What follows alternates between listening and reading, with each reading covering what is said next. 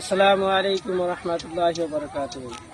মোহতরম দোস্ত বুজুর্গ, আমি আপনাদেরকে আজকে বলবো যে ফজরের নামাজটা কত দামি নামাজ। যে এক সময় জিবরিল আলাইহিস সালাতু ওয়াস সালাম আল্লাহ তাআলাকে বললেন, হে আল্লাহ, আমি আপনার ইবাদত করতে চাই। তো আল্লাহ রাব্বুল আলামিন বললেন, ভালো কথা, তুমি যদি আমার ইবাদত করতে চাও করো। তো জিবরিল আলাইহিস সালাতু ওয়াস সালাম আল্লাহ তাআলার শুকরিয়াতান 2 রাকাত নামাজ পড়ছেন। 40 বছর গেছে। কত? 40 বছরেই আল্লাহ তাবারক ওয়া তাআলা 2 রাকাত নামাজ পড়ছেন। আর আল্লাহ তাআলা বলছেন যে আমি কি তোমাকে এর থেকেও উত্তম নামাজ, এর থেকেও ভালো আমল বলবো না? জিবরিল আলাইহিস সালাতু ওয়াস সালাম বলেন ইয়া হে আল্লাহ, আপনি বলেন।